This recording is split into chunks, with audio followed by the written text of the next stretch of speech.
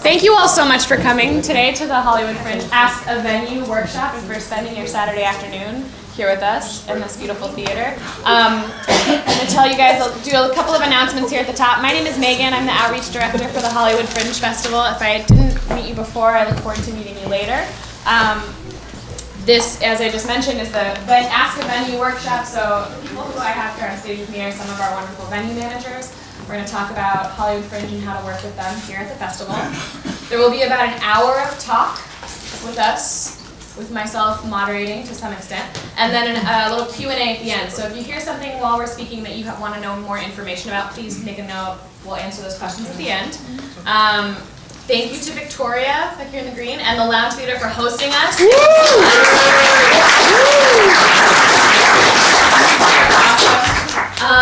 One of the things that we will not talk about, and I want to put this out here right now as a ground rule, is we're not going to talk about exact rates on stage today. If you have a question about what it costs to book at a certain theater, they are more than happy to talk to you about that offline, but we won't bring it on stage here, just for general expediency and sort of larger generality. It's gauche. Yes. And because, let's have some manners, yes. But they are more than happy to talk about taking your money later. All right, I'm going to introduce staff who is here, Hollywood Fringe Festival staff who is here with us today. We have, starting back here in the violet hued polo. Would you like to introduce yourself, sir? I'm Khan Matu. I'm one of the co-founders and I'm the Director of Development. Hi, Khan. Yay. Here, right here. Hi, I'm Ellen, and for you newbies, I'll be starting new with you. I'm the new Outreach Coordinator working with you. It's your first day, guys. Back here in the scarlet hue, we have... It's just red. I'm the Producing Director of the Fringe, and I'm your erstwhile support handler, so yes, please email me. The woman who checked you in out front in the tie-dye is Stina. She's our volunteer director. She's also super wonderful. All right, so can I get a show of hands? Who is here for the first time Fringers? Wow. Amazing! Round of applause. Good job. All right. And now quickly turn to someone who you don't know and introduce yourself. Real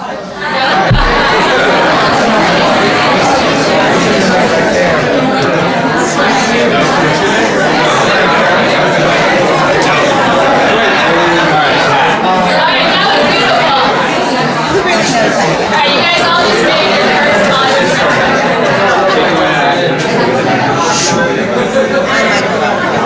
Alright, can I get you back?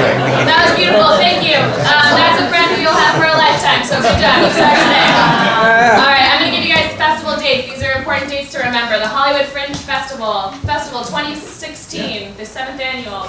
Previews are June 2nd through 7th. This is a preview week. This is technically pre-festival, although as you'll hear throughout some time, it's also a very important time. The festival itself is June 9th through 26th. Next Wednesday, we have our first town hall. The town halls are somewhat like this, but a little bit different. They are led by our festival director, Ben Hill, who's not here today, but he will be here on Wednesday. He talks pretty much by himself for an entire hour, and then there's a Q&A afterwards that he's going to give you super, super important information about registering for the festival. So this, especially for our first-time participant, if you guys can make it on Wednesday, it is at the Dragonfly. That's at 8 o'clock. This coming Wednesday. Correct. This coming Wednesday, 8 o'clock. If you can't make it, it's okay. We record everything and we put it on the internet, so you can watch it later. You can also follow us on various social media platforms. In every place, we are at Hollywood Fringe. So Twitter, Instagram. That's actually it. Facebook, yes, Facebook also. And use the hashtag HFF16. That's the festival hashtag, so you can follow along with what we're doing there. We're going to live tweet this today. Holler at Ellen, who's taking care of that. Make sure you are signed up for Fringe emails. I imagine if you're here, you probably are, but if not, hit our website at hollywoodfringe.org and sign up for our email newsletters. We send out excellent and important information every week. Oh, and you do that by just creating an account on the site. Perfect. Just for There you go. So you're probably getting them all. And if you ever have any questions, if you hear something here today that you need more information about, if you feel like you didn't get a specific enough answer, if you can't find something on our website, you can always email us support@hollywoodfringe.org. It is the fastest and best way to get in touch with any of us at any time, especially Dave, because he manages it. We have a really quick turnaround time, so you will get answers if you email us, support@hollywoodfringe.org, support@hollywoodfringe.org. I'll probably say it again before the end of today. After this workshop, if you guys still want to hang out, and hopefully you will, we are going to have a little mixer at 3 Clubs, which is just down Santa Monica at Vine. We're having happy hour specials over there, so props to 3 Clubs for hosting us. Where's that at again? 1123 North Vine, it's right behind the gas station. Like if you look, it says the 3 Clubs really prominently on the top now, so Yeah. it's pretty hard to miss. Don't even have to move your car. It's a historic Hollywood watering hole. It's like a 3-minute walk. Yeah. We'll probably all parade down there together. All right, and I think that's all the announcements that I have, so thank you for listening to me for a little bit here. And I'm gonna go ahead and take it away with our venues, letting them introduce themselves, starting here with... Hi, I'm David Svengali with 3 Clubs Cocktail Lounge. And are we doing the whole pitch or are you just introducing? Just introducing. I'm David Svengali with 3 Clubs Cocktail Lounge. I'm Heather Lynn Gonzalez with Sacred Fools Theater. Pedro Duffy with Sacred Fools Theater. Lauren Golston Salazar, Actors Company. Matthew Quinn with The Asylum. Monica Martin with The Complex. Rebecca Rains, TD at the Complex. Victoria Watson, Lounge. Aaron Lyons, TD at the Lounge and TD at the McCadden. Thank you and welcome.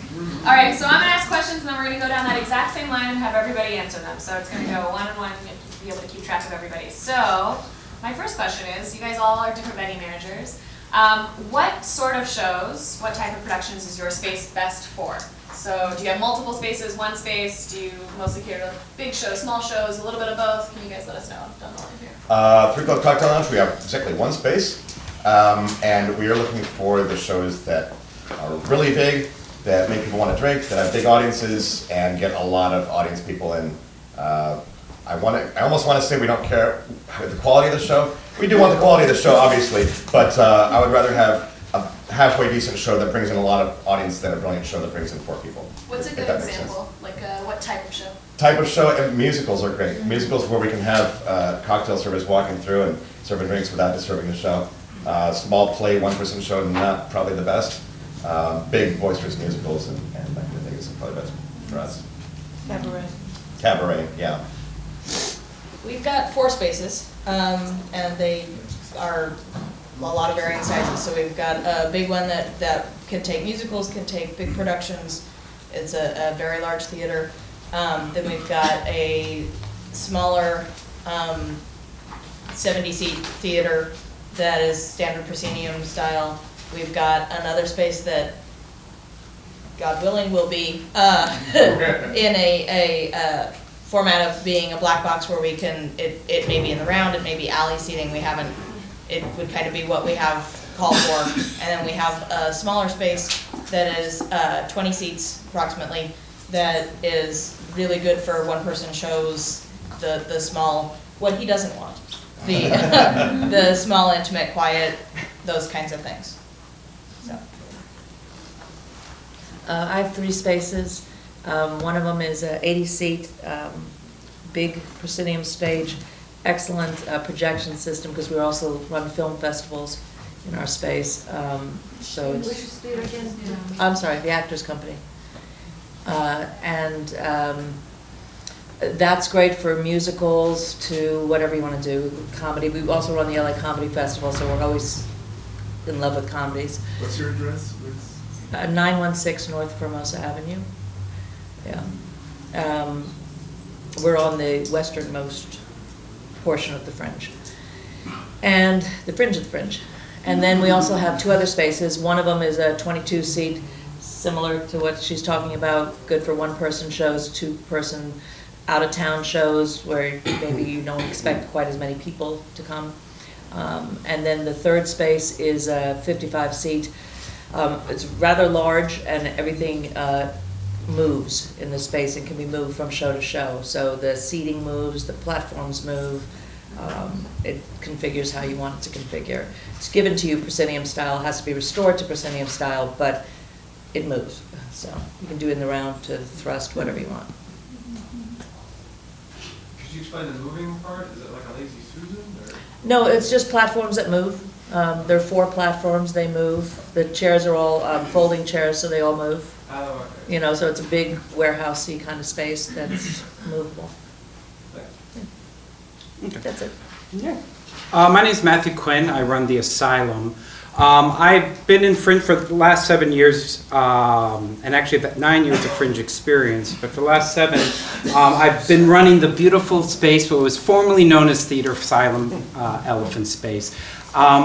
This year, I am no longer there, and I'm very excited that Sacred Fools, who I could not think of a better company to take over that space.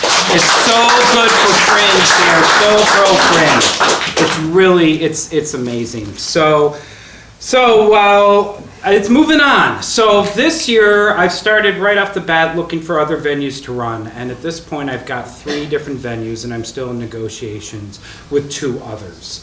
The 3 that I'm looking at, my main base will be 6470 Santa Monica, which is part of the beautiful complex space.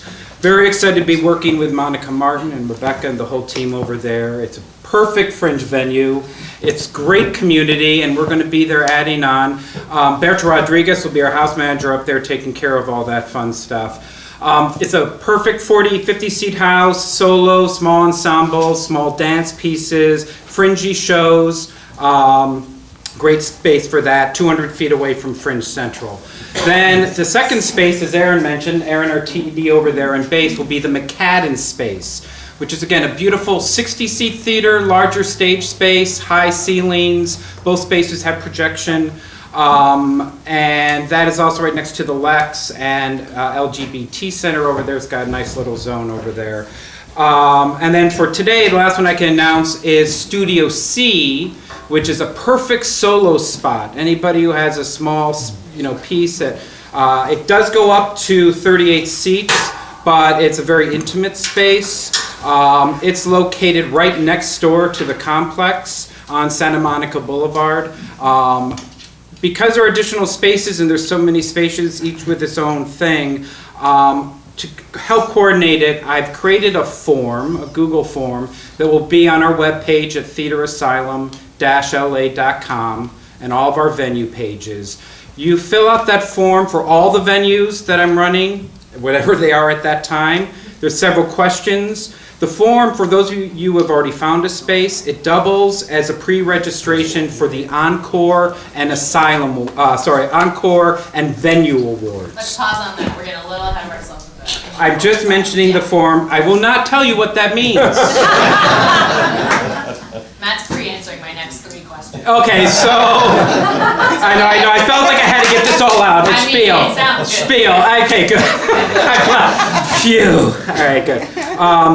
So that will be up there. Instructions for contacting me to get a walkthrough and more spaces. So for a variety, yes. It's Theater Asylum, theater spelled R-E, Asylum, A-S-Y-L-U-M, -LA.com. It's also on all the venues. Our venues will be marked as Asylum at 6470, Asylum at McCadden. So we'll make it very clear. Okay, sorry for the long, lots of new stuff. Yay, hey you. Hello, I'm Monica Martin. I am the manager at the Complex Theaters. I was just blown away by 7 years because I was like, 7 already? Years. Yeah. Isn't that crazy? So I have, not always as a venue manager, but been involved with Fringe for 7 years. So that's pretty amazing. This is my 3rd year booking the Complex, and we have 4 49 to 55 seat theaters. 3 of them are proscenium spaces. 1 is more of a black box, and then a 25 to 30 seat studio space. They all come equipped with projectors and screens and great lighting capabilities, which if you have any questions about that, Rebecca is here to answer those for us. And the shows that you can bring into our space are really anything you can think of, we can accommodate. I'm saying that except for like live cannons or swimming pools. Fire. Those kind of things, maybe not so much. But we can do musicals. We've had great magic shows. We've had one-person shows, everything that you can think of. And what I like to do is just show you the spaces and see which one speaks to you and to your show. And our main purpose is to make you successful, because then I believe that we are. So if you want to get in touch with us, I have cards and we can meet. So that's my spiel. Oh, I'm just gonna add, I'm sorry. Hold on, you have to hold it. You have to hold it. I was gonna say March 8th, the site will go up later tonight, sorry, that's all. Okay, you gotta apologize to Victoria. Yeah. Sorry, Victoria. So I guess I'm last. So yeah, I'm Victoria. I'm here at the lounge. We have, this is our lounge 2 space, and then we have lounge 1 up front. This is 46, that one's 49. Very different feel to both spaces, even though they're similar in size. And that one's open. You guys can go take a look at it later if you want. We're also pretty much open to whatever you throw our way, show-wise. We've actually had a musical with an 18-person cast in this space last year. That was exciting.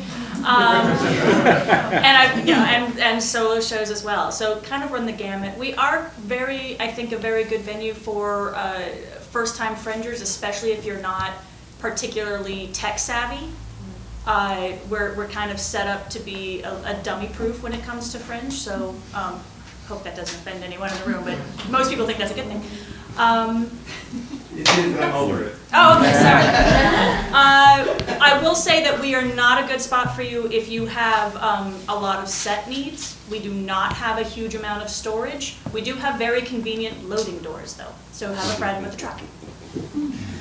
And one more thing about the Macadam, it's a 2-level stage, has a balcony built in. The main level of the theater itself is 19 feet by 23 feet. We do share a wall with the Lex Theater, which has an exclusive lease with the Celebration Company.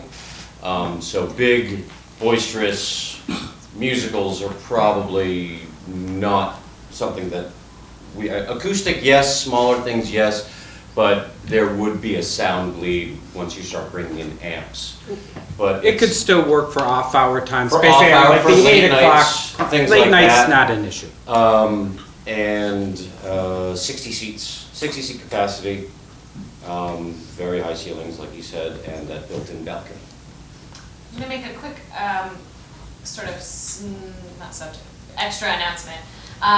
We have these venues here talking to us today, but just so you guys know, we have many more venues. I think we have about 20 in total, so they couldn't all be here today to talk to us directly, but they are all on our website at fringe.org. There's a big, very handy grid which has the name of all the venues, the size of the house, all of the tech specs that you're going to hear are also there, so if you don't get them all written down, it's totally okay. If you go on to hollywoodfringe.org and type venue into the search bar, it'll show up for you right there. So just to let you guys know, if you're hearing a lot of things and feeling like overwhelmed that you have to choose a venue right now, right this moment, all of that research is available to you online.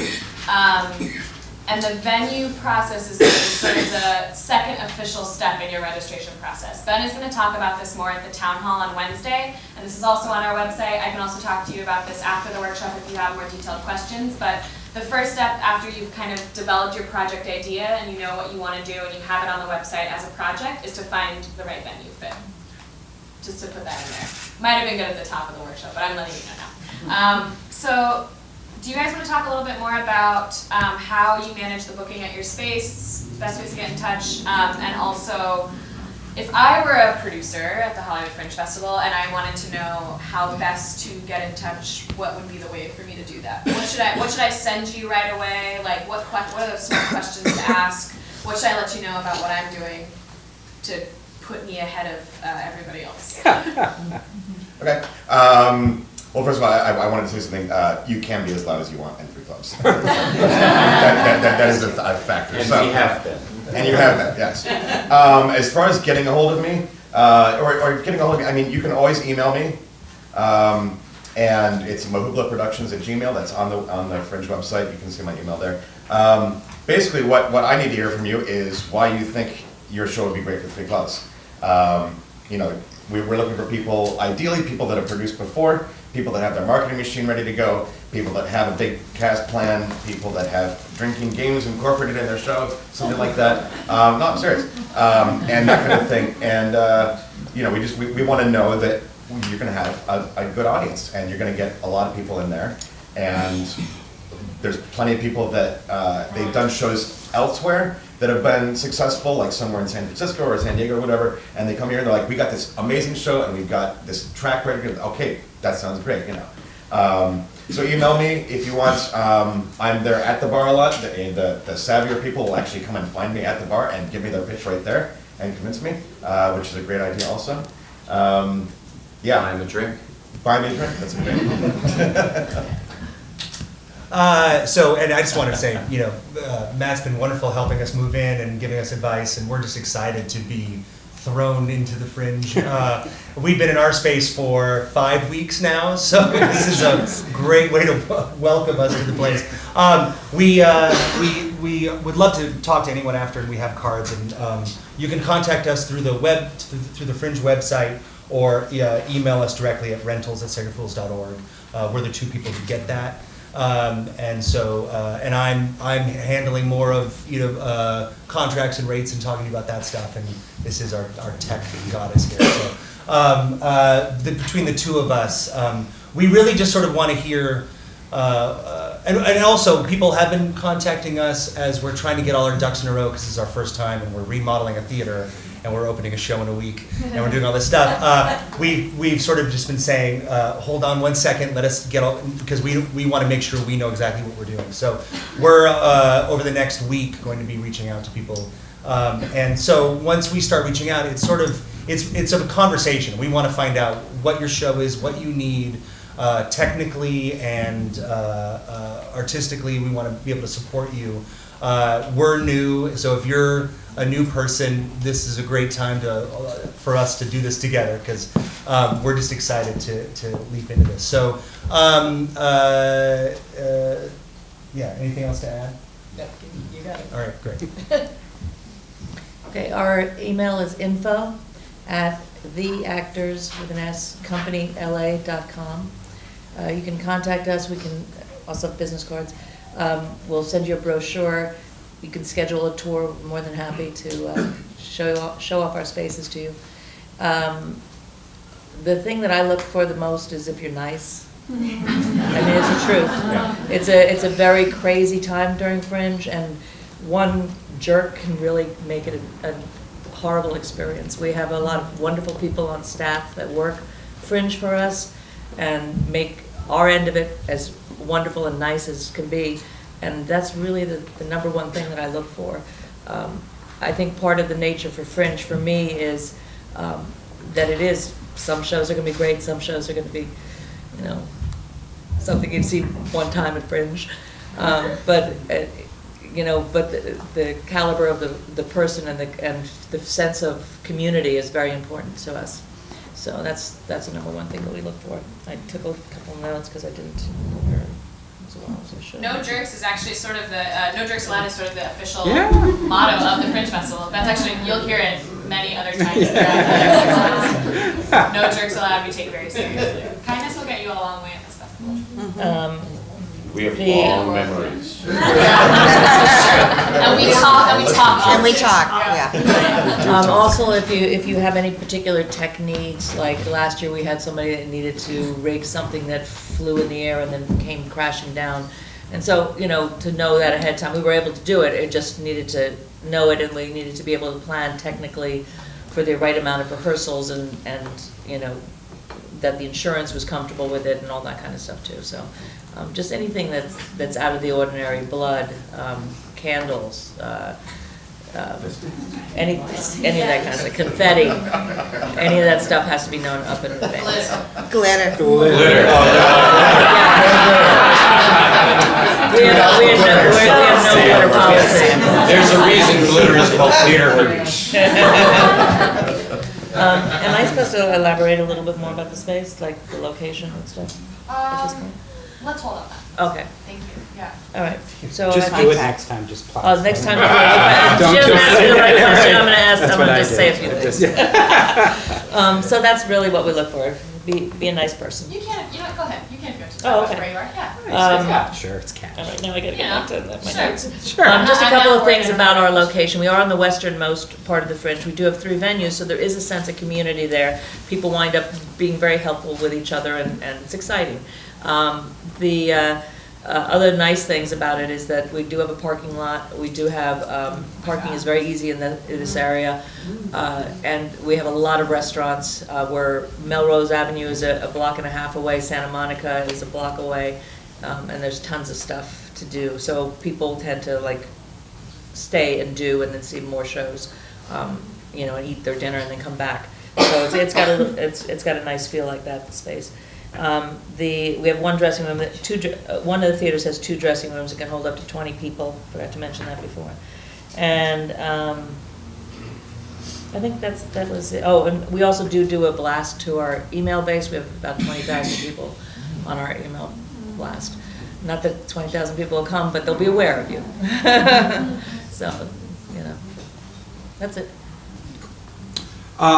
In regards to the process, as I mentioned before, you're on our website, Theater Asylum-LA, and all of the Fringe venue sites that we run, there'll be a link to a form.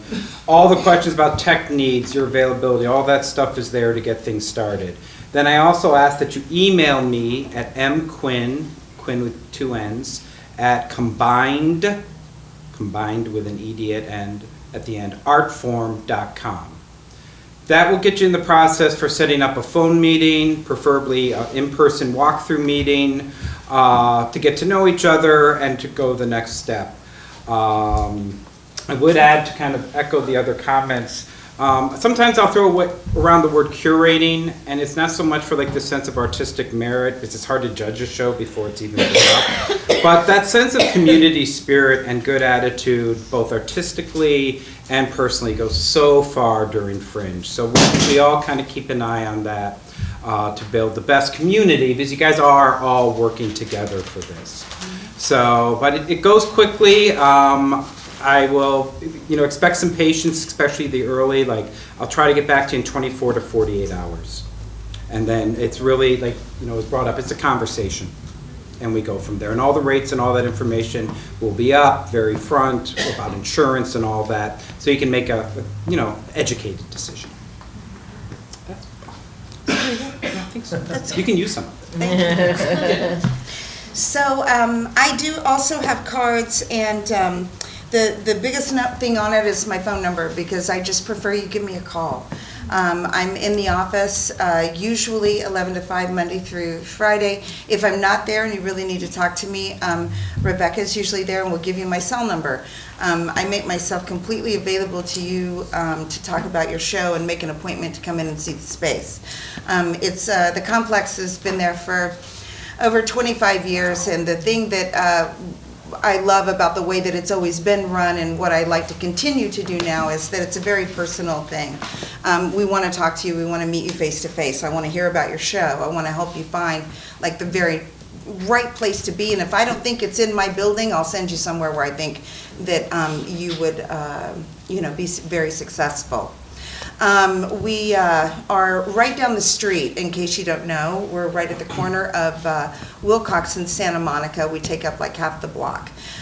Because we also have rehearsal studios, which I offer to Fringers according to availability, and I do give a discount for rehearsals if you do a good block. We're right across the street from the Dragonfly and what is Fringe Central, and have been known to run over there and gather people for shows if they need it. So that's certainly an advantage, I think. But definitely, if you want to talk to me, if you've emailed me and I have not sent you back the email that says call me, then just know that call me. That's all you need to do. Just call me, we'll talk. We'll set up an appointment. That's it. Again, we're pretty much open to anything and everything here at the lounge. Best way to reach us, I have cards here today, and I'm happy to talk to you guys. I do have someone who handles strictly my calendar and our contracts. That is her only job. Sadly, she could not be here today, but if you click contact a venue on the Fringe site, it'll go directly to her. Her name's Jerusha. But between the two of us, we really tackle the calendar. We're doing calendar stuff later though, right? I'll leave that for later then.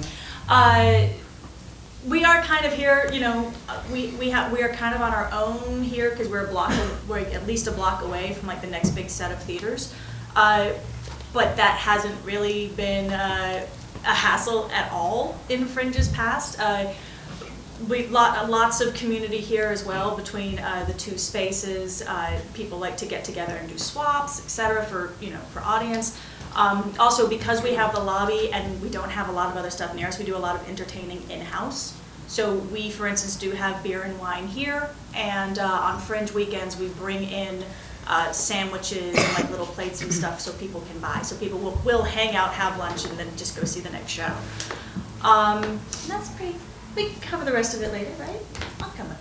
I'm the last one, so I want to make it short. So. Because you won't contact me at this point.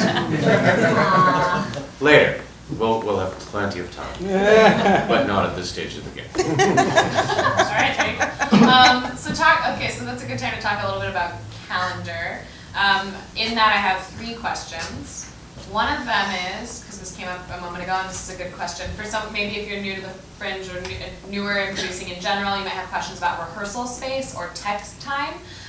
In a traditional theater run, you may be able to rehearse in that space for 4 hours, and that won't be this. We'll talk a little bit about that. How do you handle companies who are interested in rehearsing in the space? Do you allow it? If so, what are your rules around that? How do you do tech time in your space? So your tech week, how do you run that at your venue?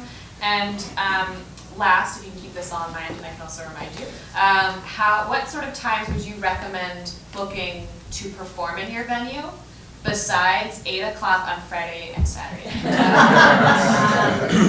Okay, so I guess I'll start with rehearsal time. You do get a number of hours in your contract for rehearsal time for free. That does not include having the tech person there. Some people don't really have that techie of a show. They're just singing with a microphone. We'll just set it up, But so you pay the tech person separately to be there during that free time. Also, what was the second one? Tech. Tech. Just the actual tech. It's possible to book tech. You just need to let me know as soon as possible when you're wanting to book your tech, so that we can just schedule that all into this space, because we have exactly one space, so we can't really double up or anything like that with any other spaces. As far as scheduling, I think most people are kind of on the same page about scheduling. With Fringe, you kind of want to mix it up a little bit. And why is that?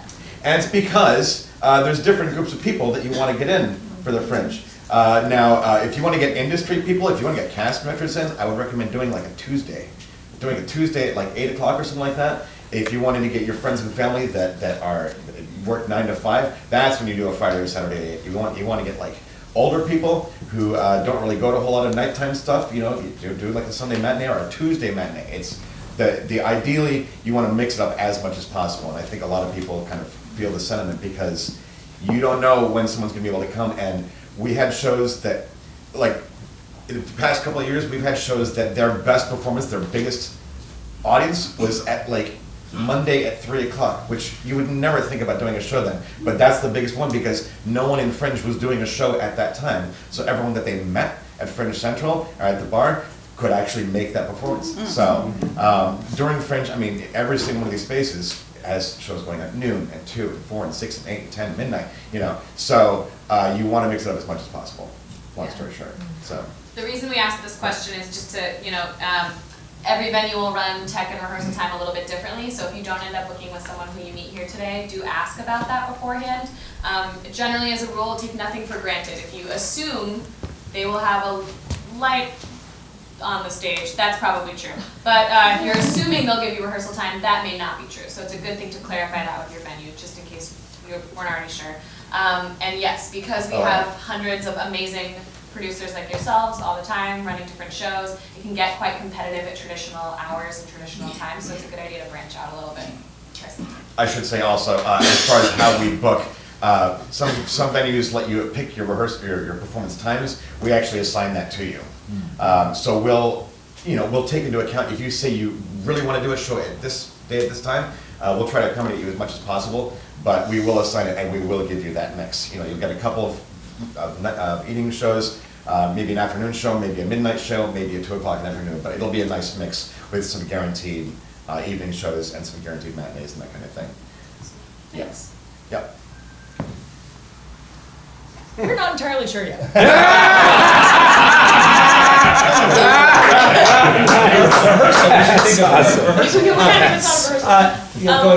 With tech? As far as tech goes, one of the nice things about being fairly new to the space is we don't have a whole lot of things. We don't have stuff already programmed in. We don't have things in there. So we're going to be very, very open to talking to you. If you have a 200Q show, we're not going to say, this is your tech block, make it work. We're going to talk to you about what you need. That's where I come in, of having conversations with each group and saying, okay, what do you really need?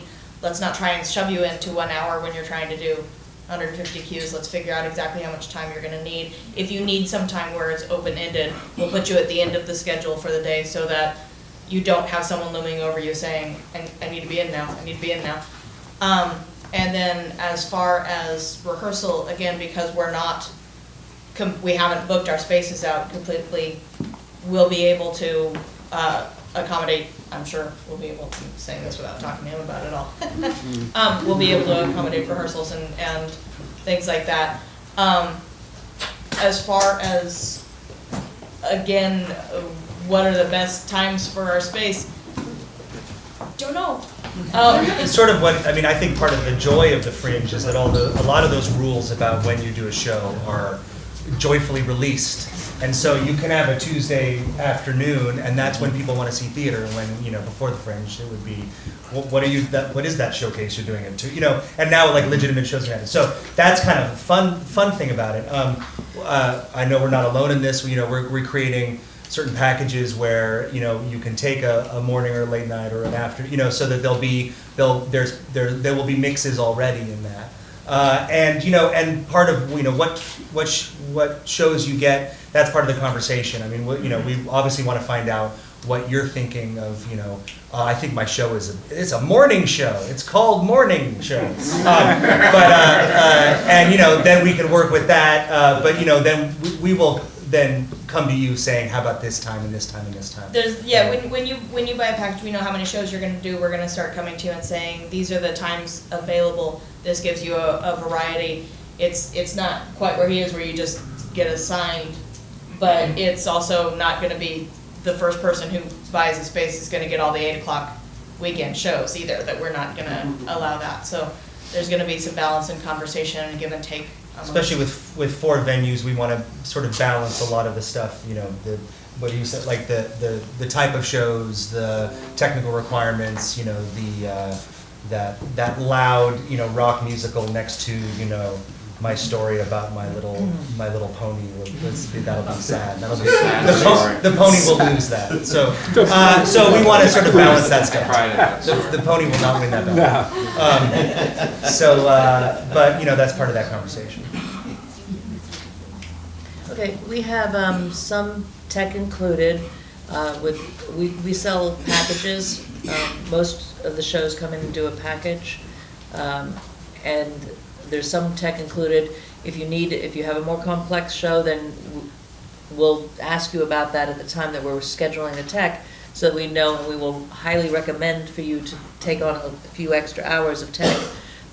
But it's your show. You decide what you need to do.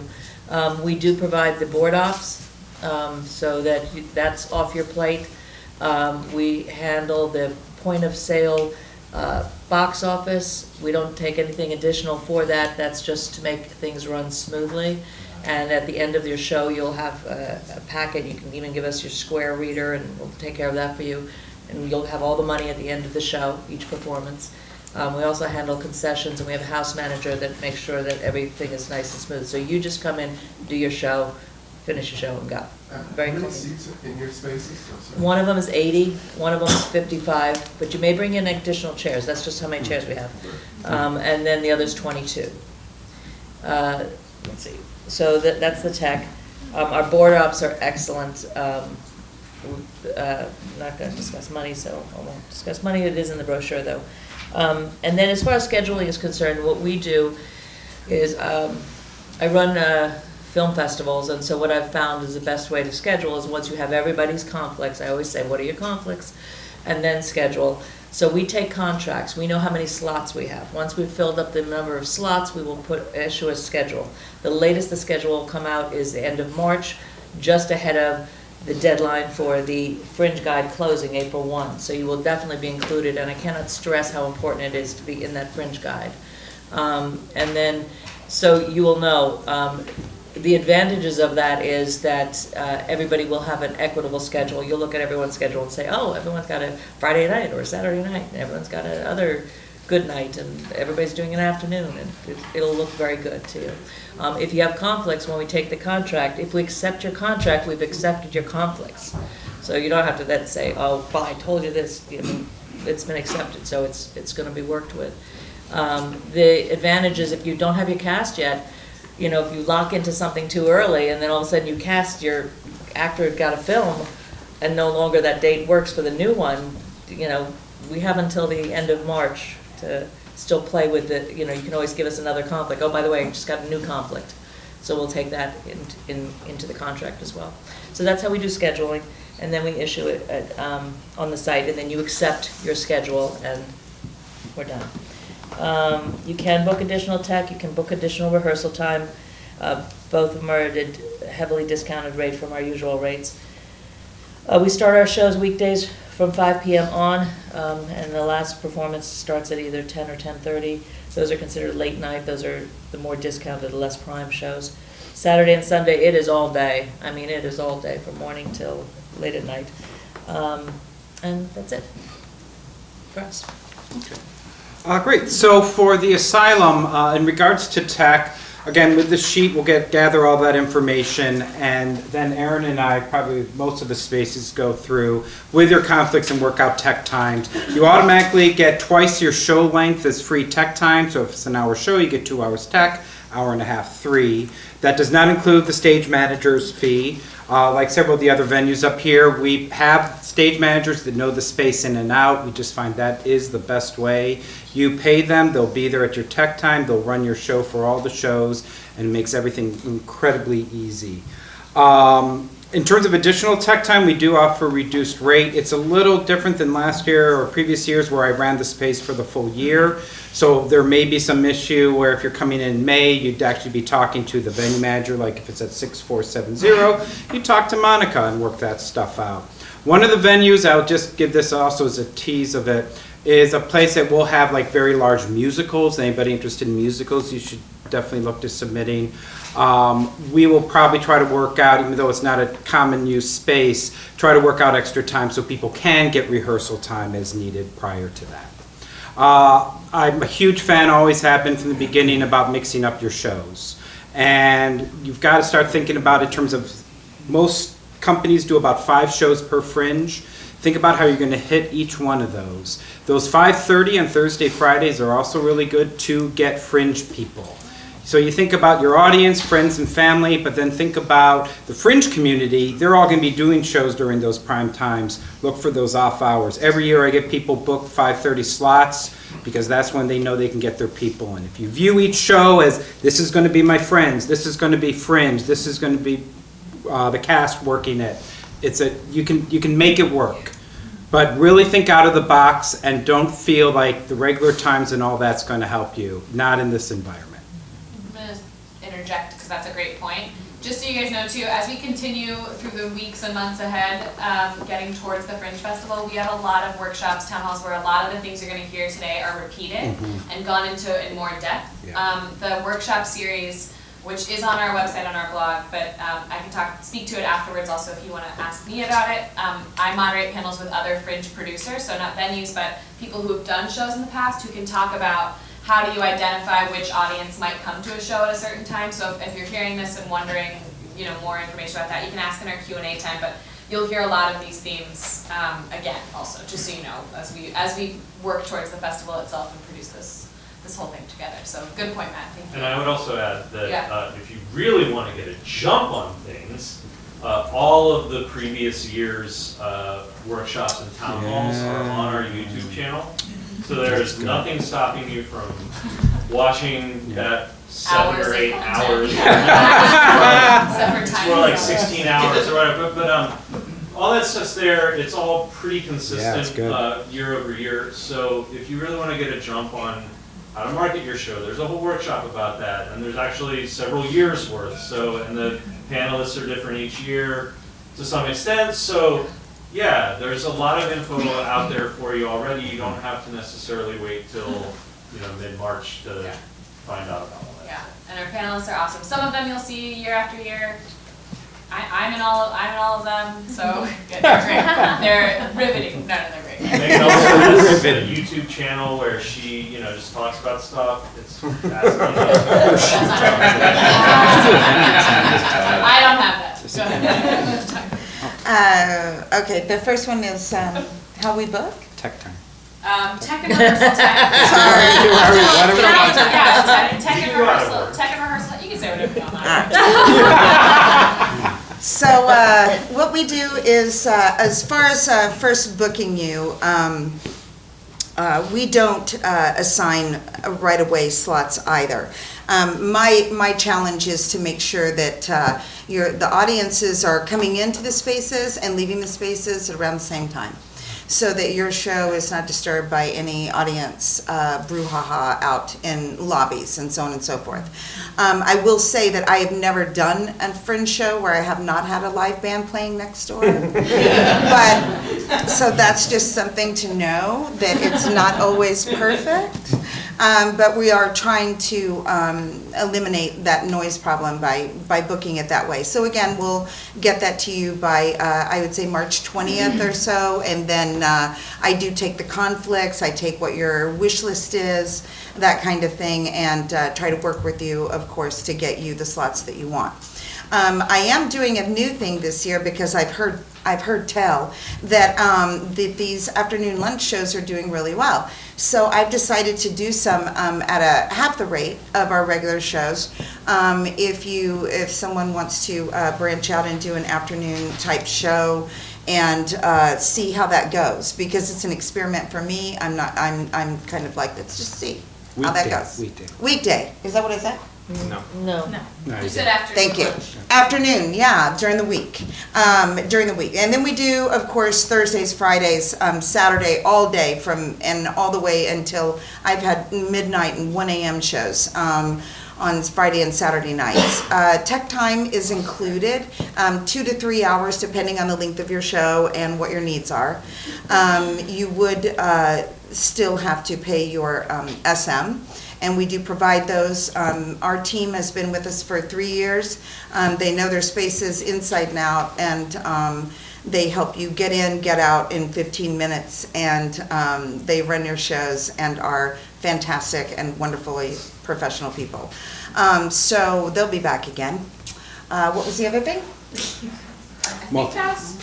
I'm sorry, I just... You covered it all. Tech time, rehearsal time. Rehearsal, I mentioned before, we have rehearsal spaces, so you can actually rehearse in studios if we can't get you into your theater. That is all, I discount Fringers all the time. I try to make it as easy on your pocketbook as possible, so that's it. Yeah. It's what I did. You do it well. Queen of Fringe right here. Yeah. I'm kind of a hopeless romantic. I say, send me your dream schedule and I'll match it up on the calendar with the availability as best I can. And when you get your contract, you'll get it with the dates and times that we've agreed upon. When it comes to like if you wanted to book all Fridays at 8, as most people have said, I actually won't let you do that. I just won't. I won't write a contract for you. With that kind of just all across the board timing. I do 2-hour blocks. That's important to note. I guess I'm just lazy. So if your show is at 8, you get in at 7:30 and you're out at 9:30. I don't mess with that schedule. That's it. What you do within that 2 hours is up to you. Then I do include 2 hours of free tech time. More is available for purchase, so is rehearsal time. Again, discounted rates like everybody here would say. Stage managers, we do have staff stage managers. It is additional to your contract fee, so whatever, you pay for the block and then you pay for the stage manager. Just want to make sure that's clear. There was something else I wanted to say, and I'm forgetting. Yeah, I have a mandatory orientation meeting on April 17th. Where basically I take everybody at the same time and you all get the same set of house rules and the same tech walk and all of that so that everybody's on the same page. That is a requirement, it is in your contract, and if you can't make it, there better be a darn good reason, like you're coming from New York or something like that, so. For anything June 1st through June 30th, you'd go through Matt, for the McCadden space at least.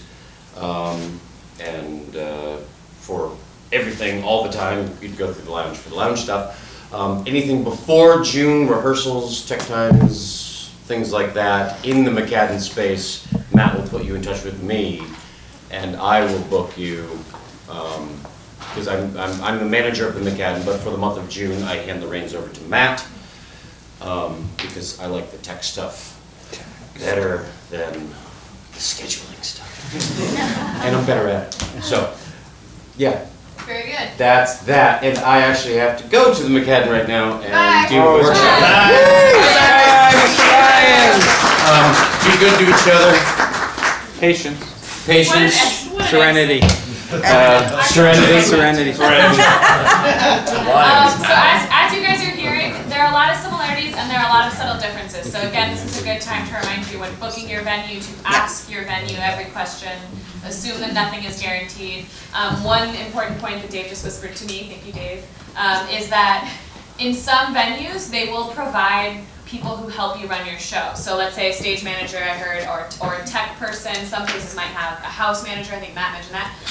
And in some places they may not at all. It might just be the space, so ask those questions. Think about who usually is working in a theater when you're there. Like, is there someone there to take tickets at the door? Is there someone there to do all those things? You want to ask those questions. And at some places they may provide that staff as an option, where you can hire that staff if you want to, and at some places you may be required, which we heard here. So you must use this stage manager and you must pay them this fee. You want to think about it as a part of your overall venue fee, but again, just to let you guys know, each venue operates a little bit differently there, and so it's important to get that information at the top too.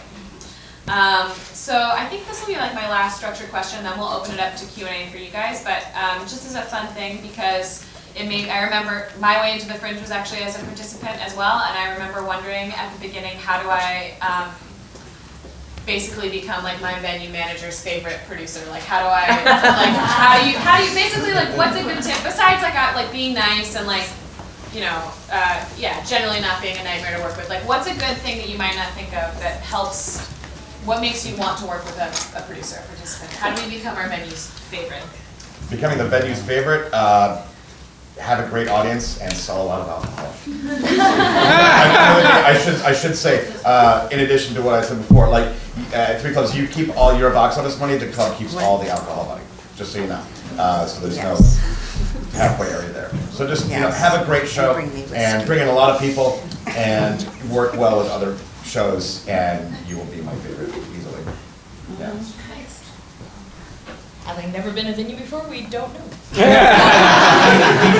Patience. You will know. Having You will patience. figure it Yeah. out. Yeah, patience with us being just generally understanding that if we ask you a question that you think we should know the answer to, it's because we don't. And also, we're just sort of, we're coming at this because we love theater, we love where we are, and we're so excited to do this. And so as long as you're as open and, you know, as we are in trying to make this happen, I think it's gonna, with a venue with 4 spaces, being sort of in love with the whole spirit of the Fringe is a key thing. So there's a lot of people that are gonna be there, and a lot of people coming in and out, and a lot of shows, and so embracing that spirit is what we're exhaustedly doing right now, and we hope that you'll do it with us. So be prepared. Like if you come to tech, be prepared for tech. That's a big thing. You don't want to waste time for yourself or for us. Treat the space well, and again, go back to being kind. Yeah. That's it. You're adding on to I don't that. really have favorites anymore. You know, get them all the same. I like them all. I mean, No to me, special children. No special no, to me, I'm very into all the shows, and so if we've taken the contract and we're going to work together, I want you to succeed. You know, I'm on your side. I'm not against you. We want to be there for you. And like all things, communication both ways, patience when needed, but when we have a deadline, we need to hear back from you as soon as possible. Because That's really important. there are a lot of time delays, and it will be like, we'll ask for your patience, but you'll understand that we need to know right away. So bear with that a bit, but it is all for the good. That's why the importance of good attitude is so crucial in the early parts, in the middle of it, when it all goes crazy. I like people who offer to help out at box office, who seem communicative with other members and are helping other members, be it either us personally at the space or other groups in there. It is about that attitude and that fringe spirit, and if you do that, I know if Aaron was here, we'd say bring him a bottle of Jack.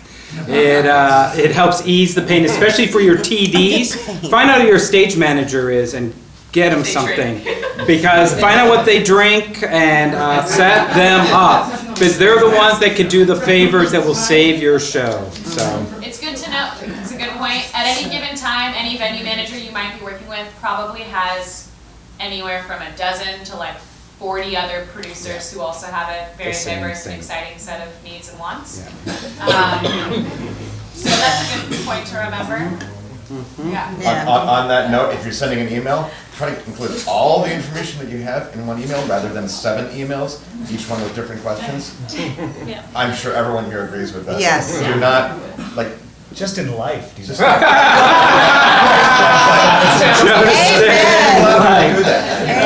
Like, oh, I forgot about this. Oh, I forgot about this. No, every single thing you can think of, included in one email, because we can bang out a response email with answers to every single question. But if you send out 15 emails, you're going to get every single response like in a week or a week later. No, don't do that. In a dream world, we would always send our emails that way. Right, I Go know. ahead, Monica. Well, I would just concur with everyone. I know that last year, we had 68 shows, and I had to keep reminding people that there's one of me, just one, and there's many, many of you. It's not that I don't love you all the same, it's really not. So I would say also be on time, and that's with everything, with your contract obligations, with the deadlines, with your being there for tech, getting there for your show. Be on time and just respect the space. I've always looked at theaters, I know it's probably cliche, but it is my church, and I don't like people who disrespect it. So I would expect for you to love it as much as we do, because we want you to, And I think also just forging those friendships with the other people that are in your venue, in your theater, in your venue, and know that you're all a resource for one another, for audience and for publicity and for marketing, and just engendering that kind of, what do I want to say, good vibes, Good man. vibes, Peace, love, and understanding, guys. That's all that's what it's Can I about. interject one thing? Really important, if you book a 60-minute space, be sure you have a show that is 60 minutes or less, not 65 minutes, not 70 minutes, not, you need to be booking a bigger space, because it's gonna wind up hurting everybody else in the night And I if would your say show's too last long. minute surprises, because Yes. that is sometimes comes up to be a last minute surprise, where people will say, well, we think it's like 55 minutes, and you're like, okay, well, we'll give you an hour slot. And then they come in and they're like, well, we had some stuff we wanted to add. So now it's going to be more like 65 or 70. This is And another it, thing you're gonna hear at every event. yeah, and it just, it doesn't work. We really need for you to stay true to that. And, don't say, all I need is a chair, and then decide you want a live animal on stage. That's, because that happened. It was a chicken. And You can't sit on a Did you chair. allow the chicken? I said they said it had a diaper. They said they were gonna put a diaper on it and clean up after it, so I said We'll do that yes. chicken with a diaper, chicken with diaper. Diaper chicken.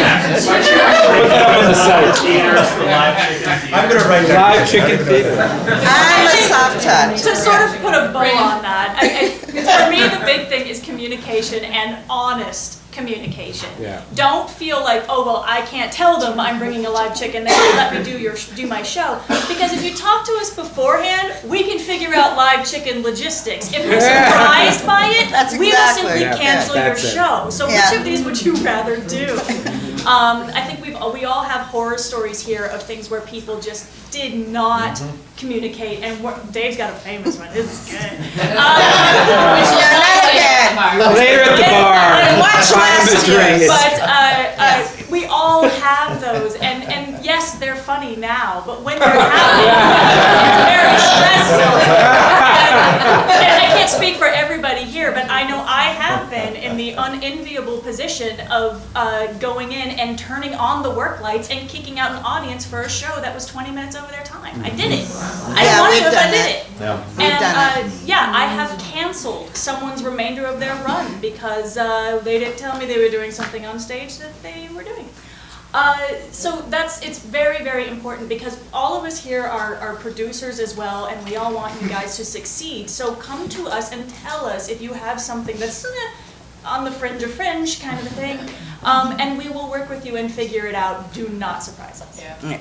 Full If you feel disclosure. like maybe you have something that might be too weird, that's probably not true. We can all speak to the various productions that have happened in the last 6 festivals where, like, you never thought that would happen on a stage, but like it has happened. So it's good to be honest. Yeah, I mean, there's one every year where it's like, did you see the naked show? Did you see the chicken show? Like, what, you know? Yeah. That happens. Chicken. And again, if you, in your experience throughout the next few months, if at any point you have a question where you want to know, like, is this normal, like this interaction with my venue? Does this make sense? Is this how this usually happens? Hit us up at support@Hollywood Fringe. We can speak to that too. You know, if you're like, my venue manager says I have to have a chicken in my show, is that normal? We'll be like, no, but if you're like, my venue manager hasn't told me my times yet, and I emailed them yesterday, is that normal? We'll say yes. So like, we're here also as a sounding board for you guys. And before I open it up to Q&A, I just want to make a quick heartfelt speech about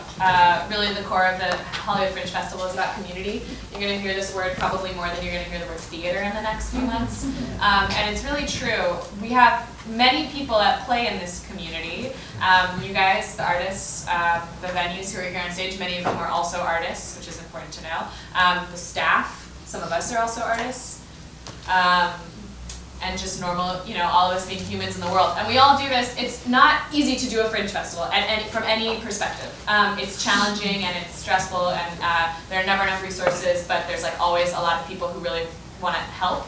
And I have to speak to the reason that this festival has been so successful, the reason that we've gotten to throw our 7th one this year is because the community really works.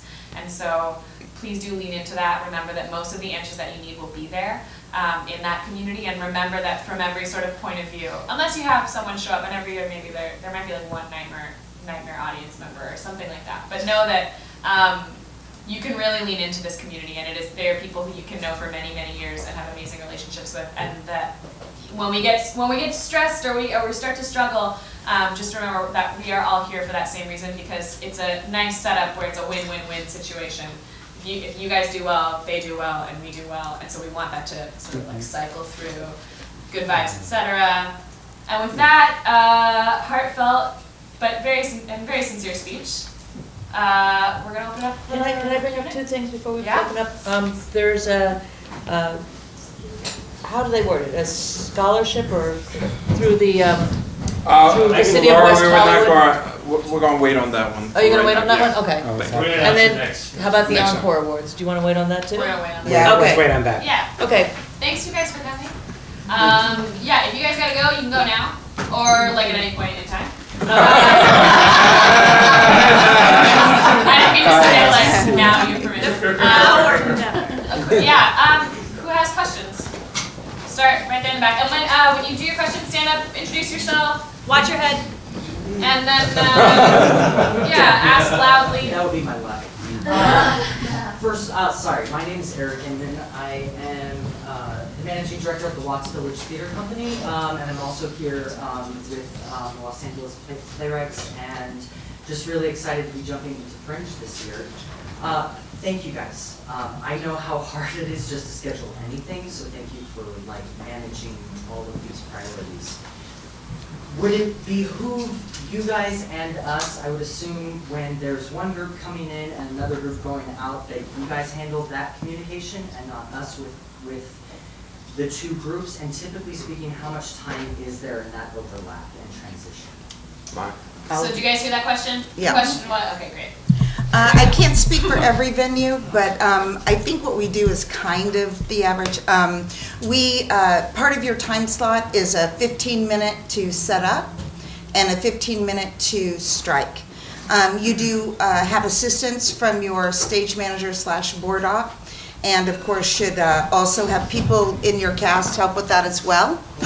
No one's precious in French. Everyone and basically what I try to do and what Becca tries to do is help you find a way to facilitate that move in and out so that it can be the quickest, the most efficient, and serve your show and the show coming after you the best.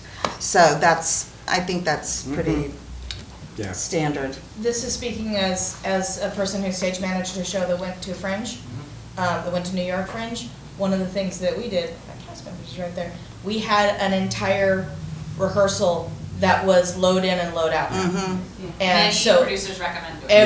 everyone had their job, everyone knew exactly what they were doing. When we got there, it went horribly, but it was supposed to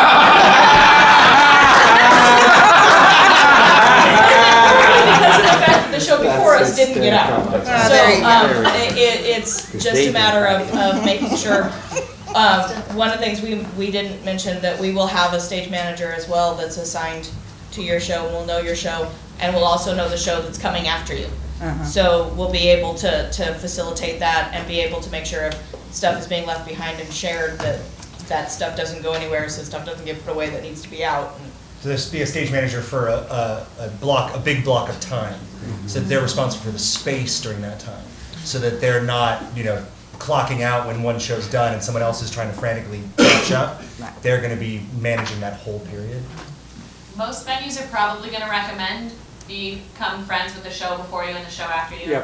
Lend a hand when you can. They can be your greatest friend or your worst enemy. No actual enemies, but it's good to be friendly with those people. It's also, again, tell us what you need so that when we're doing the scheduling, that we have the one person show that has just the clothes on their back is the show before yours, and you have a tremendous thing that you're doing, so that we schedule that, and maybe we can have a few extra minutes that you can have that way, as opposed to two back-to-back huge shows. I also would encourage you to think about it as just to keep it simple. If you're telling us that you're in a living room or you're in a park, we'll believe you. You don't need to have trees. And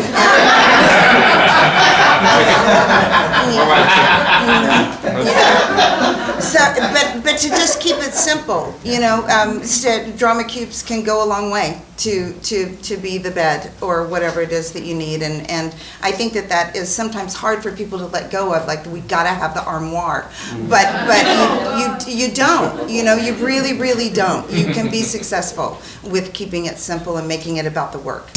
Well, and remember too, that if you do have that armoire, you're going to have to figure out where the hell to put it after your show's over. When you just want to go hang out with your audience and you're parked in Hollywood and you have an armoire strapped to the top of your car. I just want to add to that. It's part of the excitement is that really quick turnaround, and part of that is also where your patience is the most tested with all that. So to reiterate, to keep it simple, but that chaos that's going on, the friendships that you're making, going through that is part of what makes the Fringe so awesome. So don't be afraid of it. Just as people suggested, plan for it. Keep it simple from the beginning and rehearse that. Put the armoire on wheels. Yeah, although I gotta say, we had a group from San Diego that every year drove up for every show, drove up with 2 vans for a full set, Victoria furniture. They set up, struck in 15 minutes for a 40-minute show. And they did it for every show, and they came from San Diego. So if you put your team together, Fringe. you could bring that armada. But you've got to work it. You've got to plan it. Anything is possible, and nothing, no drama is truly avoidable. As far as load in and load out, like, I guess I could repeat whatever everyone else said. Like most time, if you talk to the person next to you, you're scheduled to be out at 5:45, and the next group says, you know what, you can take a few more minutes. Or the group before is saying, you know, we're done early. If you guys want to get in early, you can. We actually have something in your contract. It's based on the Edinburgh model that if you go past your time in the space, you actually get charged for being every minute that you're after it, because it's so absolutely important for some groups to get in right on time so they can do their show right on time, because you want to be ending on time. I think everyone across the board understands that it's that. Start whenever you want. Well, you can start whenever you want, but you have to end on time, because your audience might have exactly 5 minutes to get to the next show down the block that they've already bought tickets for. So you need to be ending on time is the most important thing. Yeah. And I just want to start talking about where the audience flow is. That we, you know, we're at our core, we have a membership. We're a membership company, and so we are right now trying to in the early stages of thinking about really using volunteers as people movers, as ambassadors, as house managers, whatever you want to call them, to really ease the flow of audience, to get spaces ready for the audiences to come in, to plan where everything's going. And so we plan on having a big presence during the show times to help with all of that, the clockwork of everything happening. It's so exciting. Okay, next question. Hands. Right there in the middle. I have like a lot of questions, so Okay. if some of these seem too specific. Do you want to give us your name first? Ask them right. What's your head? Yeah. All right. Hi, everybody. My name's Jonathan. I completed my first stage play recently. I'm looking to present it out there. That being said, I'm pretty new to the game, so Welcome. I have questions. Great. All right. My play is a little boisterous. It involves like some stage combat and pirates and martial arts. Wooden sword fighting? How does that go? Is there anyone who wouldn't allow it? Great. There's usually just a weapons check. Any type of bladed or, you know, ammunition-driven weapon must be checked at the venues. Yeah, it wouldn't be that. Just nice wooden swords. I have a feeling even with a giant wooden sword, we'd want to eyeball that. Yeah. I mean, it could potentially bruise for sure. So. Balsa or oak? They are oak, but I'll leave it to my cast to get some other ones. I just have two of the main ones. I guess stage combat in general is okay. I have a couple scenes where there might Don't be break a anything. takedown of some Yeah. sort. You break it, you buy it. Which brings me to one of my other questions. Are there any in-house props or furniture available? Anything that, like the sofa that we see on stage, something I like would that? say as a general answer, that'll vary per venue, so Cubes. Usually- Most of us have a base. Yeah, we have Black cubes. small Peter things. Cubes, chairs, table. Chairs, tables. Chairs, tables. I know the cubes well. Yeah. Those cubes are good. Okay, it kind of varies, and there's a lot of cases. Okay. What else? The 3 club stage size, I totally missed that. It seems like you have pretty an area. Well, it depends what on. would be allowed and wild. I mean, are you talking about the actual stage or the performance? The stage size itself. The stage size itself is much smaller than the area you can perform on. Okay. So there's actually, I don't have the numbers in front of me, I can look on my computer, but there's You'd a have big- to see it. So that's there's a schematic, if you look on the Fringe website. You can see it when you Yeah. go down after and take a look. All Yeah. right, I'll skip to the next one. We talked about tech time. Does that include the tech worker or just the available usage of the tech equipment? Just the equipment. I think for most of us, you're paying the workers separate, right? Is anybody? Yeah, but you need to like, have at least in our position, because of the fact that all of our equipment is new and our power supply is limited, you're welcome to be in the space, but you can't use the tech equipment without the tech person. Right. And that'll vary by venue again. So then it's called a Won't be rehearsal. that won't be, yeah, that won't Yeah. be, Right. yeah. Right. That's, some of these might be, I'll let you know as we keep going, but some of these might be more good questions for a specific venue, if it's like, if I wanna, you know, if you think 3 clubs might be a good spot to maybe speak to David afterwards, yeah. I just have a last one. Okay, please. how many hours of rehearsal time is typically involved, like on average, like a ballpark? That's according to your show and Yeah. how much rehearsal time you feel you need. Okay. Yeah. Well, we talked about rehearsal time being included, and I was wondering, It, that's like 4 hours or 40? It varies. we don't have rehearsal time included, speaking for us. It's technical time, your time in the space running your show with your technician to get your lighting, your sound, and any projections or anything on point. So that wouldn't be with the cast at all? Well, yes, Yeah, it's your tech, it's your tech time. yeah, it's your tech time. Like your, Yeah. One of the things we hear from a lot of shows over the years is that they end up rehearsing the show for the most part, like when they're really working on like character work, acting, etc., staging, in a different space. A lot of people are rehearsing it in homes. I've heard of people rehearsing in parking garages, at churches, like any sort of alternative space. You'll hear more suggestions about things like this in the weeks to come. And then by the time they actually get in the theater, even if it's technically a rehearsal time, they're just going sort of cue to cue or just walking to make sure that what they've prepped fits in that room. Yeah, it's a good idea, I think, generally to think about rehearsing the show, doing most of the work in an alternate space, just since they do have so many shows coming in and out. And all these venues are also operating as full-on theaters like right now and not just during Fringe Like time. the finishing touch is the blocking. Yes, Yeah. totally, yeah. You Like want to the find final- out the yeah. exact dimensions of your space and tape those out on the floor wherever you rehearse. So that you Yeah, can be that's a conscious good of those idea. things from day one. And those dimensions are also available All on the website. yep. Yep. Next question. Thank you. Yeah, right here. Yes. Hi, my name is Spencer Robinson. I'm a first-time Fringer. I did have a question about, on the website, I seen physical comedy and dance. So I want to know, is there a space specifically for dancers?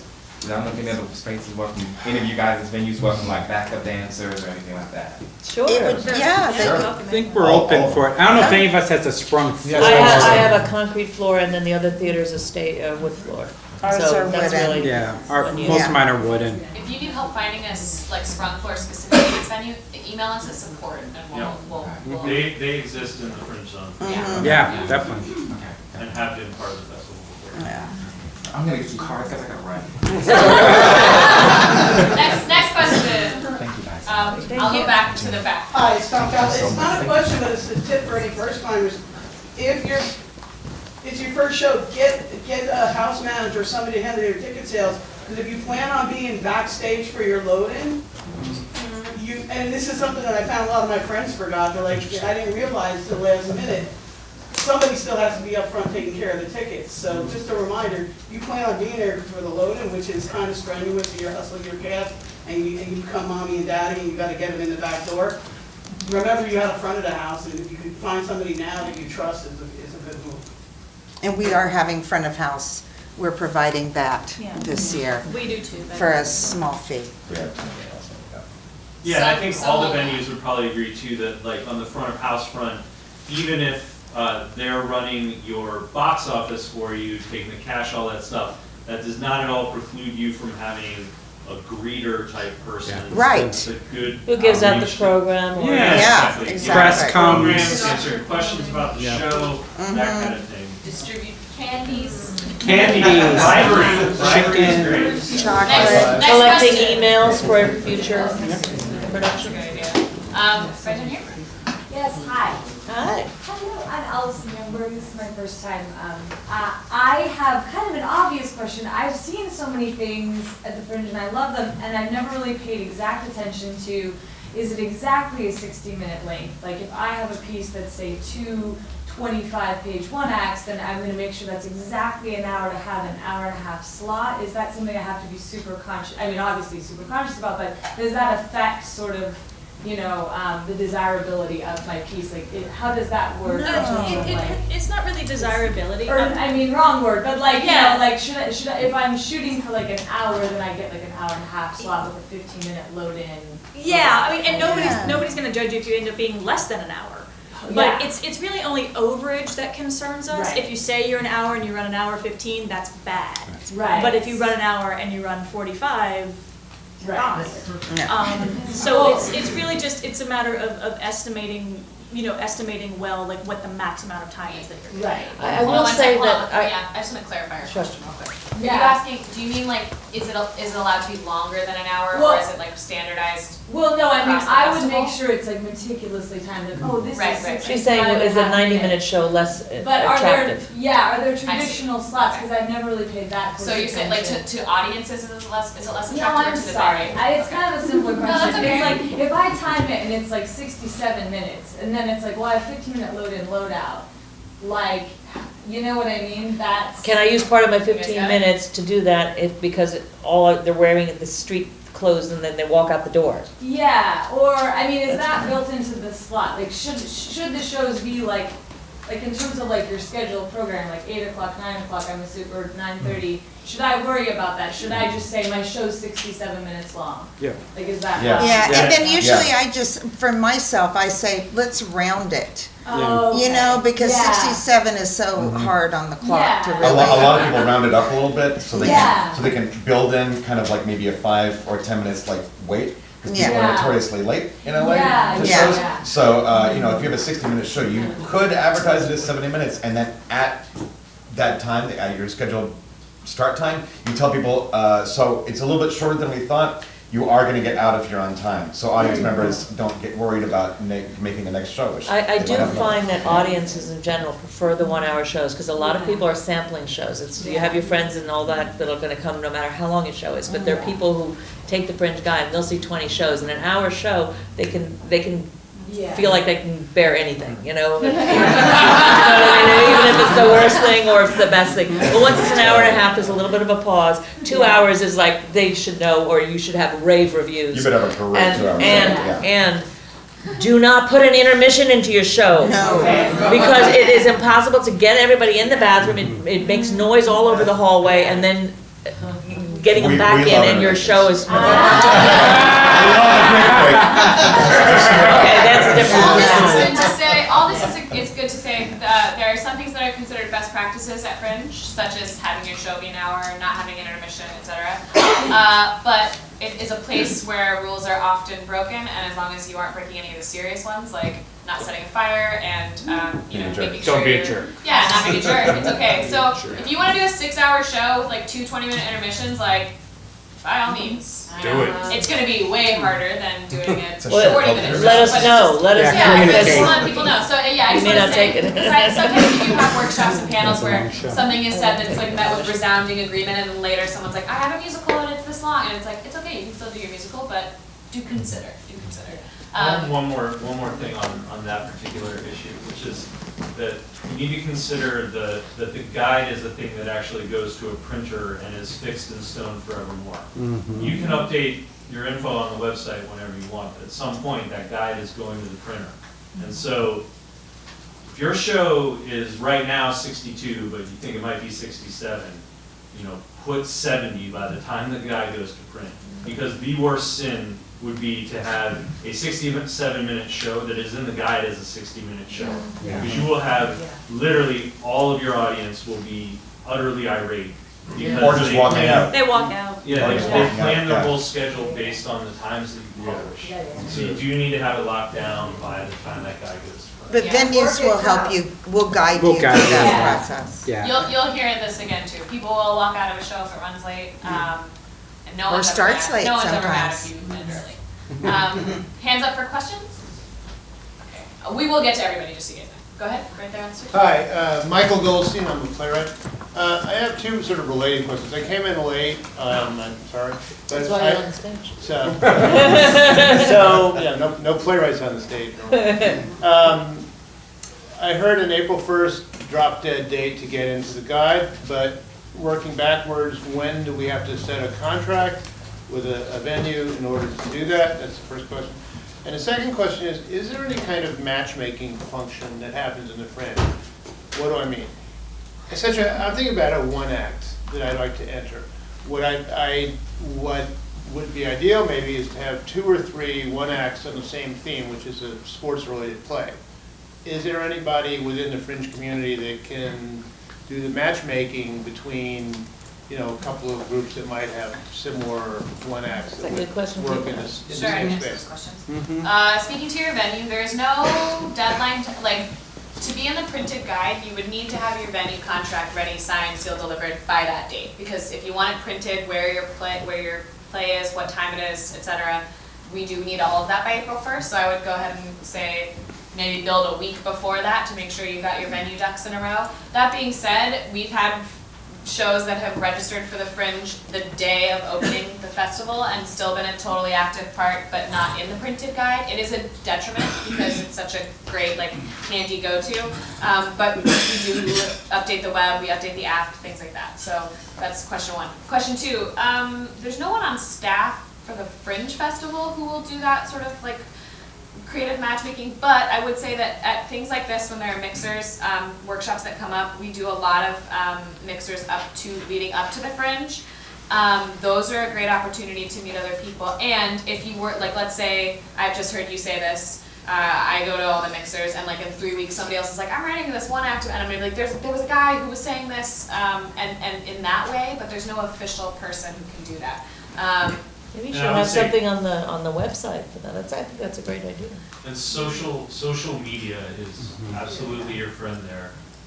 You know, in addition to Twitter, Instagram, Facebook, there's an actual active Facebook group that's all Fringe participants, past and present.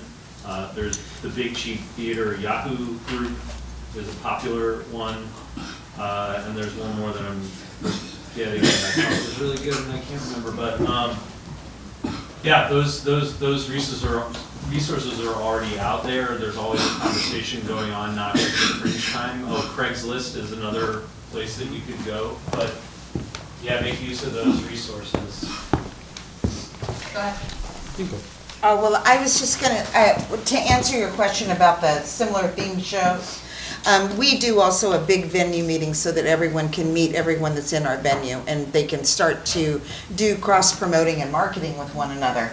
And so a lot of times what they'll do is similar themed shows will help each other by promoting their show in their program, or, you know, this is trading that promotion, because it's common for shows to, at Curtain, to say thank you all for coming, we'll hope you'll go online and do an online review, and you'll see that there's a couple of other shows along these same lines. If you're interested in this material, you'd be interested in seeing them, that kind of thing. So it does happen. It's more of I think more of an organic thing, in my experience. Yeah, I would just add, we do the same thing to build, especially in solo shows and musicals, the community.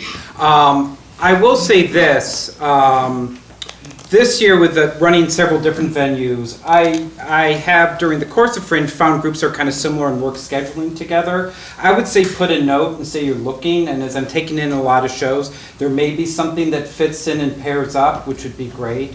I mean, last year we had 78 different shows, and it was all wide variety, but there were still within there groups that kind of found similar things and could team up and work their shows together. So just let me know if anybody has an idea with stuff. I think we all are creative people who want to come up with ways of making your show work.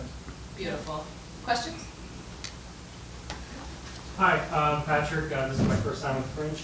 Are there ever really cancellations, and then how is the community notified if there is one at your venue? You mean if you cancel, like if there's a cancellation at your venue, I guess early enough where someone else can slot in, do you guys post to the website or anything like that? I know in my case I'd probably put it out there on social media, and also, I think first and foremost though, I would notify other participants, because like. And your venue. Yeah, at my venue, because if for instance that freed up some really juicy spots, I would first give it as an option to people who have already booked.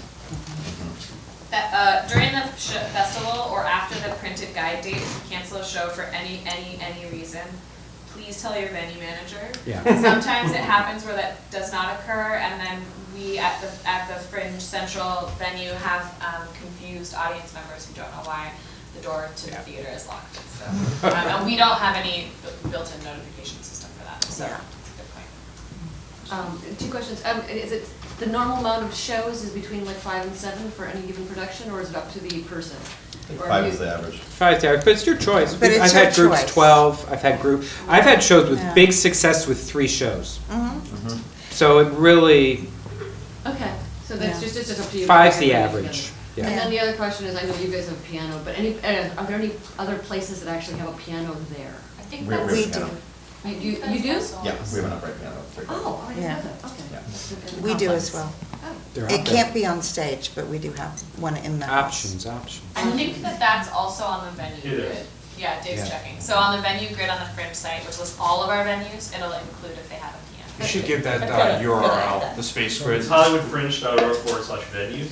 No, the space grid one specifically. It links to from that page. I can announce it here if you want to write it down. Yeah. Yeah, we have three pianos. Oh my God. That's great. We just realized we didn't put that on our Fringe site. Yeah, we Oh my God. Let me get this real quick. If you guys want to write this down, it's easy enough to find from hollywoodfringe.org/venues, but the exact URL is hollywoodfringe.org/venue/spaces_grid. Venue/spaces_grid. And that gives you a list, thank you, that gives you a list of every venue and the spaces in the venue along with dimensions and other elements. So it's a good one page that you can quickly scan. We're also in the process of overhauling the whole website. Is that too? All of these things will be easily linked to from the homepage.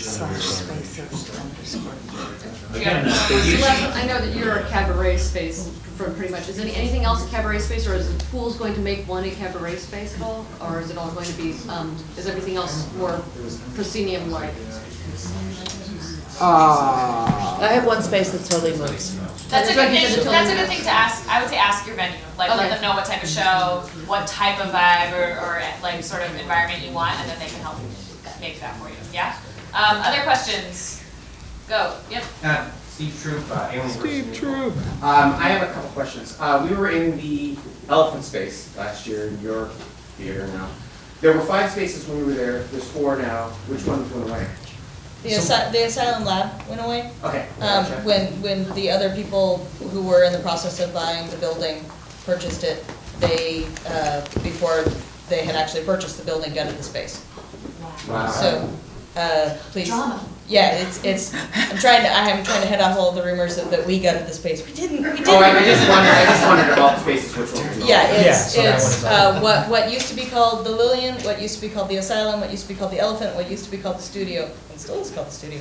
It's the only one that gets to keep its name. Is that Steve? That's Steve. That's baby Steve. Those 4 are the ones that we have left. Okay, I have another question. We're bringing back Alien vs. Control. Do we start a brand new project, or You don't have to. Okay, great, thank you. Next question. Yep. Hi, I'm Shannon, very ignorant to this process, so bear with me. Welcome. I've heard, depends on the venue, you have to have a stage manager, someone at the front house. Is there a list on the website that says everything you need if you don't have anything? Like how to produce a show? Yeah. So let's talk to me after this. Okay. But all the workshops that we're going to host and town halls we're going to host, you're going to want to go. That's kind of your list. Okay. There's not really a checklist in the same way because every show is so different, every producer is so different. The venue checklist will give you sort of the stuff that's there, and if you need help figuring out what you need, we will help you figure that out. Great. And can you talk a little bit about insurance? Ours is included. You don't have to have insurance to work in our space. Most places have their own insurance that covers everything in the space before you show up. But if you bring in a miniature guillotine and it chops off someone's finger, that's usually not included in the venue's insurance. So it's always helpful to get your own insurance, but a lot of shows don't. And if anyone does have guillotine insurance, though, that's what's up. It's a high premium. My name is Don Bice. My question is about previews. You say the average is around 4 shows. Does that include previews or previews in addition? And are previews booked separately at a lower price? I'm just jumping in. Usually we book them all at the same time.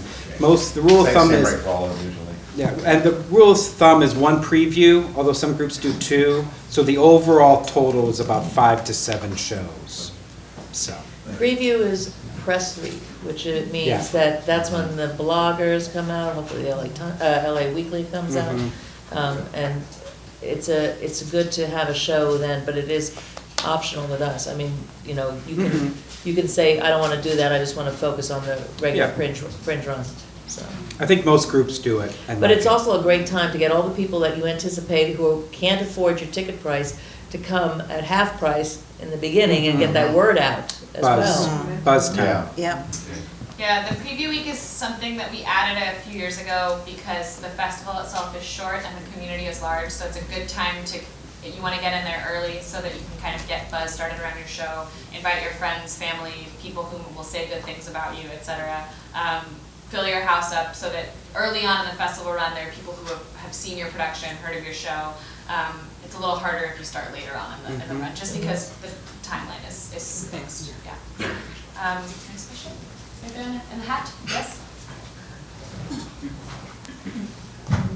Hi, I'm Cooper Steve Anderson. I say three names because I don't want to get confused with Anderson Cooper. He's messed up. His name's backwards. I have a couple of questions. To be honest, I've never seen a bad show at the Fringe. Wonderful. Over all these years. But I've noticed a lot of shows I've seen have been original shows. And I heard the term, phrase used, a fringy show. Can you explain that? I'm going to explain that. Yes. A fringy show, this is a place where it's a very broad definition and many people will define it differently. We define it as whatever you want it to be. It's experimental, it's usually something that's new. It can also be your own personal take on a classic. For us, fringy means that it's low cost to create. It's in a community-oriented festival, and it's usually a low ticket price for your audience. Okay. As far as what it is artistically, what the content is, that can be anything. We want it to be anything. We don't want it to only be brand new works or only be old. We want it to be a mix. It's totally whatever you want. Okay. There are other definitions of that word that we are welcome to dive into after the workshop in a more conversational way. But we want it to be, yeah, it's a low cost to produce, low ticket price for your audience. You don't want to meet everyone, take your business cards, etc.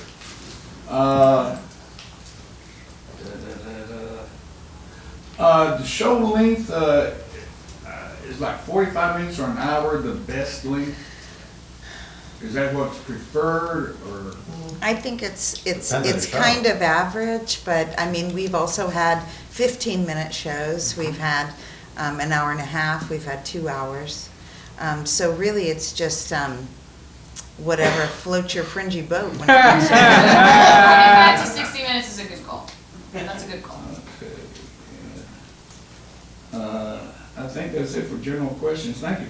Thank you. Anybody else? Right here. I got to step outside.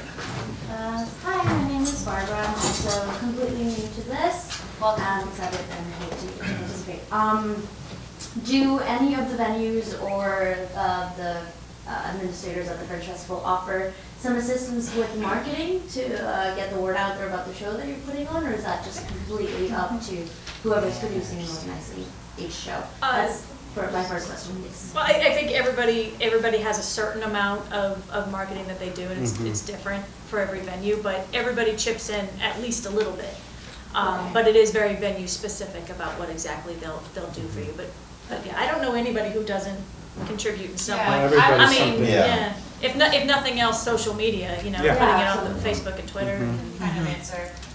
So the festival itself, so we have staff, we'll market the whole festival, right? So like everything underneath that umbrella, which includes all the venues, but never anyone specifically over another. The venues will probably also market their entire venue, right? And then that whole umbrella, but probably not, I would say probably absolutely not any one show over another. A good resource, again, are going to be the workshops coming up in town halls. We'll talk a lot about marketing and grassroots ways to get your word out there, how to engage in social media the best way. You're already all doing a great job at coming to this first workshop and meeting people here because it starts early, and when you actually get into festival time and there's like 600 people at the opening night party, you're going to remember like the 6 or 10 or 20 people that you met in the month sitting up to it, and they will be very helpful. But yeah, it's a good general rule to say that we're gonna market the whole package and we're gonna market the hell out of it, but then like your show is up to you. Okay. Yeah. Thank you. Yes. And my second question is there like an approval process that you guys go through, or do we just submit our show and then we get to do it? Or do you like read through proposals? Yeah, if you have a venue, you do anything you want. There is absolutely no curation from the Fringe Festival itself. There is no lottery system from the Fringe Festival, anything like that. We are completely open access. And each festival, or each venue decides on their own terms what the best fit is for them. But if you have weapons or confetti cannons, just let us see it first. It's really the only thing you have to clear through. Hi, my name's Heather. I presume each show sets their own ticket price? And then what happens for those, you have festival passes available? No? So we don't do that here at Hollywood Fringe because every producer is their own individual producer. They all set their own ticket prices. Their venues are all different. For us to have like a festival pass would have to have some sort of regulated ticket price, which we don't do. Okay. And it's different for what you do at the door, but any tickets sold through the Fringe website, you'll hear more about this in time to come, and we can talk about it after if you like, but any ticket that you sell through the Fringe Festival website, and we require that you sell at least half your tickets through that, you get 100% of that money back. So we charge a small transaction fee per purchase, but otherwise, if you sell 100 tickets for $10 each, you will get a check for $1,000. So no festival pass or anything like that. Okay, thanks. Yeah. Other questions? I have a question. Awesome. My name is Ash. I do a solo performance in Hindi with English subtitles, and it's a 60-minute solo performance. It takes 1 hour to set up, but it takes 15 minutes to wind up. Just wondering, would any venue would allow that kind of time? Yeah, and let's Here's my talk card. because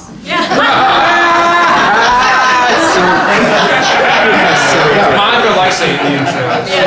She does. But we could certainly You we need to could certainly purchase talk. time. I mean, with us, you purchase some time. okay. So Yeah. if Yeah. you But want you to can do purchase an that. hour, Right. and if you use it for show, if you use it for setup, whatever it is, you're purchasing time. I would personally be curious to talk to you one on one. It takes an hour to set up and 15 minutes to break down. I just want to know for me. We'll see. Okay.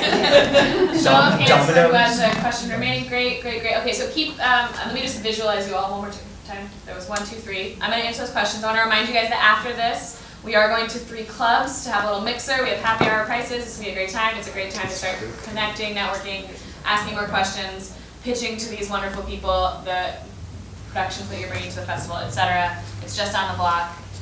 And with that, if you have a question, go ahead. I'm Joanna, I'm just a solo performer, first time at the Hollywood Fringe.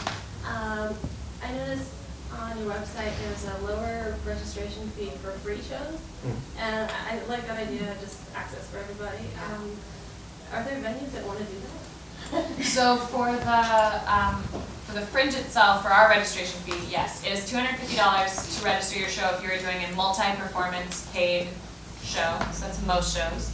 It's $175 if you are doing only one show, like one performance, that's it, like a one-off, or if you are having a multiple performance free show.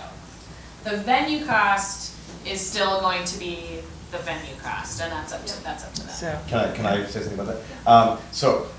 Speaking for myself, and I think a lot of venues, most venues would not take a smaller price for a time slot because they could get that regular price. And also, just speaking as an audience member for Fringe, I would rather go see a show that I have to pay for than a free show. Because the paid show is putting a price on themselves. And a free show, I mean, it might be okay, but it's almost like, just anyone, please, just come see my show because, I don't know, put a price on it. I would say, not everyone feels that way. No, I think it's good, but I just don't, you can also set your show price as pay what you can if you want. Pay what you can, Have yeah. flexibility. Yeah. Right back there in the green? I don't have a question, I just have 2 observations for all you new producers, which may be very helpful. I worked at Matt's Theatre last season, and he was very clear about the rules. Your show's an hour, you have 15 minutes to get in, 15 minutes to get out after the show. And we have to get the mentality that maybe we can start a show 10 minutes late or 15 minutes late. No, it doesn't work like that. Your time is your time, and you've got to make the most of it. And Matt was very clear about what the rules were. The frustrating thing was the show before me on one of my 2 shows lingered on, and they left stuff on the stage, and it was really annoying. But what was most annoying was when I mentioned it to one of their company members about, can you help clear off the stage, please? We've got a show coming in. He was like, I was bothering him, you know, while he wanted to talk to his audience friends. My point is, if we respect our fellow artists, we get the most out of it. And then the second thing is parking. Parking is a bit of a nightmare. I mean, at the Asylum and now the Sacred Fools, you can't assume that your audience knows where the theatre is and what the parking situation is. I would suggest checking with the theatres and clarifying what the parking is and telling your audience, allow an extra half hour for parking or wherever. Thank you. I'll pause you there. Yeah, nothing is different in Hollywood during the Fringe Festival time as far as parking goes, except that it's busier. So that is a good one. And I think we had one more question. So we do it. Just a follow-up. Okay. I'll be super quick. I won't even stand up. I'm so delicate. Just wondering what like the average ticket price is? $12. $12 is the average? Yep. And this preview, is that the full-length presentation, or are we? Yeah. Yeah. Okay. And anything over 20 is dangerous. I don't think I've ever seen a ticket over 20, and there's a couple, but it's dangerous. That being Oh, is it said, 25? yeah, you can ticket it at whatever you want. We also, the Fringe site is set up in a super nice way where you can make your own discount codes too, and you can add as many as you want. So it could be like everyone who puts in whatever your middle name is gets a special price, and anyone who puts in the name of the street that you grew up, like whatever word you want it to be, doesn't pay what you can. So you can sort of go, you know. It's very flexible. You can, change with the times. Did you have a question? Yeah, just to clarify what you were saying about, so is preview week, are the tickets half price? Is that what you said? Totally up to you. Oh, okay. So we call it preview because technically it's before opening night. So it's we added it because we were getting feedback over the years that a lot of shows felt like by the time they got to the end of the festival, everybody was like so excited to see their show, and then we were like, festival's over, bye. So we added preview so you could preview your show. You'll hear though from many people you should treat that like your opening night because you want it to be like your full presentation amazing. But people generally do recommend that you make that night cheaper or free. It's totally up to you, but that's a good night to have a full house so that everyone leaves talking about how amazing. That's what I was asking. Yeah. 'cause I heard But you it's up to you. mention You don't have to do that. Yeah. The other thing which you'll hear down the line is you may want to schedule like sporadically. So you have one early on, one in the middle, and one later on. So that word of mouth can build up to your end. Because what we see at Fringe is like tickets sell at this rate, and by mid-week, the first week, it starts skyrocketing because people are just talking about shows. So that, think about spacing them out, not just all in one chunk. Thank you, Ron. So with that, I want to thank all of you guys for being here. Thank you so much for spending your time with us, for getting into Fringe.